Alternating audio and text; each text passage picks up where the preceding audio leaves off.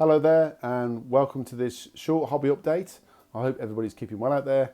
So tonight just wanted to focus on my American Civil War Epic Battles collection. I've not put a video out for 2 or 3 weeks now. I've been busily painting in the background and like most hobbyists, got too many projects on the go. So tonight was a bit about sort of seeing where I got to in my Epic Battles collection, because although I've got quite a few battle reports on the channel, I have been still trying to grow my forces and grow both the Union and the Confederate for the next battle report. And it's more about kind of having a bit more variety of troops. So I've got a bit more cavalry been working on, and nobody likes painting cavalry, even when they're small.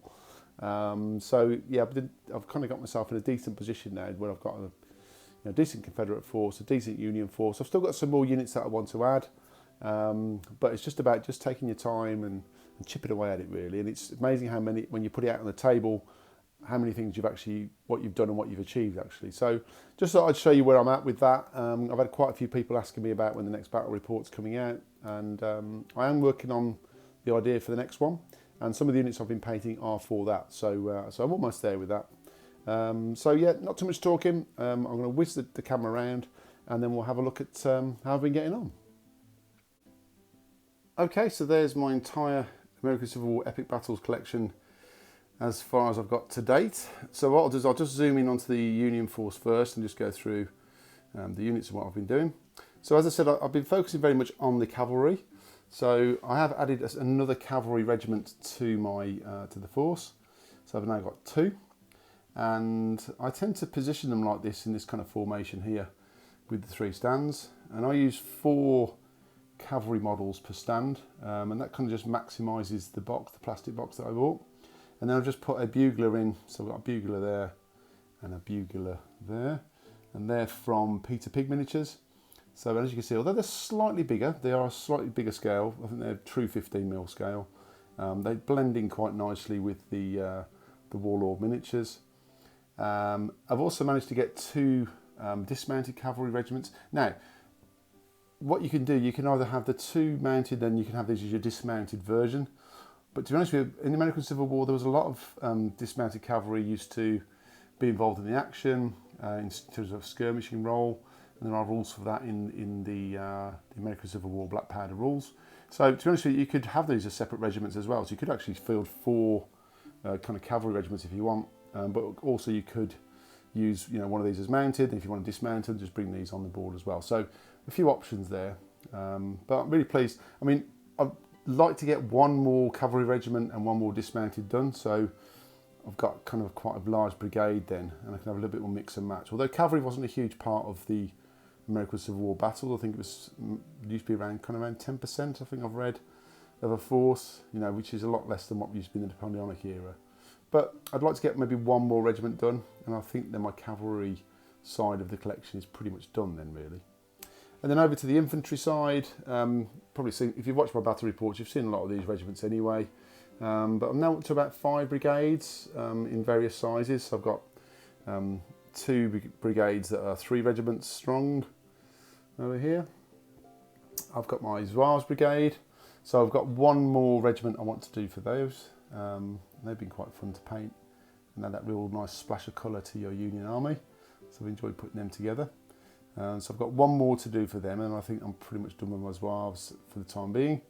And then I've got a 2 regiment brigade here. And once again, I'm going to do probably 1 more regiment for these, just to get them up to 3. So then I think I've got my kind of 4 brigades really that are full size. And then if you saw the last battle report, I started to introduce some of these smaller regiments. So, and again, just saves a bit of time on painting, and also, a lot of the scenarios, the regiments were different sizes anyway. But what I did was use these square bases are the ones that they've got down for commanders. So I've got loads of these left over because I use these round bases. These are actually bolt action bases that I use for my command models.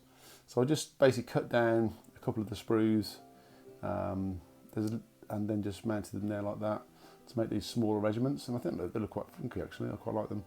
Because actually you can also take these off here and you could add them to a standard regiment and make this a large regiment. So that was kind of the idea behind it, that you could kind of expand that regiment to be a large regiment, if you wanted to, or you could just have them as small regiments over here. So that was the kind of thinking. It was a bit of a faff, but yeah, it's fine. And then got a skirmisher regiment there as well, and then 3 artillery batteries at the back. What I did with the artillery as well, so I've got 2 that are with this kind of bronze and green colour scheme, which is pretty much what the standard colours were for the period. And then I did these in more of a blue and silver. And the idea behind that was these are supposed to be howitzers, basically. I'm not. You can probably get a howitzer model from somewhere, but I thought just an easy way of identifying on the battlefield that they're howitzers. And then commanders. Again, I've done videos on the commanders before, but I've got my main commander-in-chief there. Got one of the generals here. And what I've got another, and again, this is a mix of Warlord and Peter Pig. But I've got another 2 packets of these to do, so I'll be mixing and matching and having a few more commanders.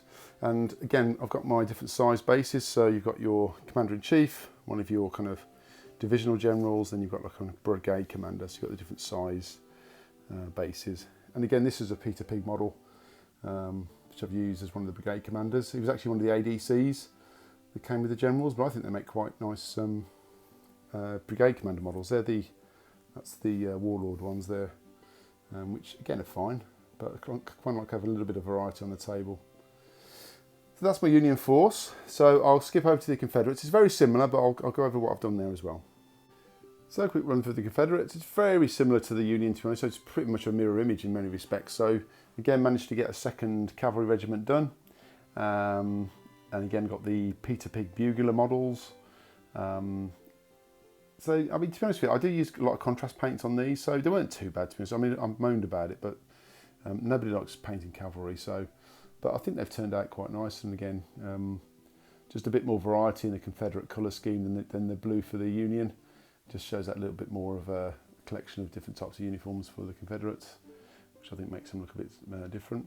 And again, I've got the 2 dismounted cavalry regiments done as well, and again, same thing, you could either mix and match with these as the dismounted versions or just field them as dismounted cavalry as well.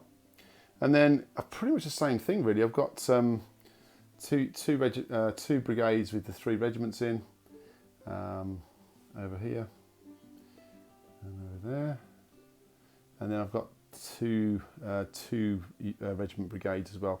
And well, I've been experimenting a bit with the Confederate uniforms. So when I started off, I did quite do this kind of mix and match, you know, trousers and jackets and hats and stuff, and made them a little bit more, I guess, ragtag or whatever. But obviously there were regiments in the Confederate Army that were more standardised in terms of the uniforms. I've tried to capture that down here.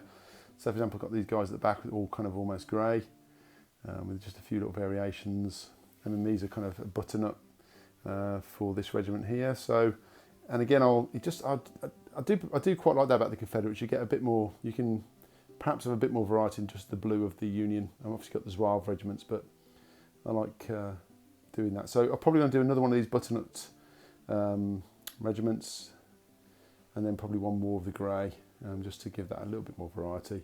And over here, back to my standard kind of mix and match of the different trousers, hats, etc. for that one there. And then similar again, I've got these small regiments. These were in the last battle report again, so the same concept really around having those for small or large. And then I've got another, and that's skirmishing regiment there, and those guys there.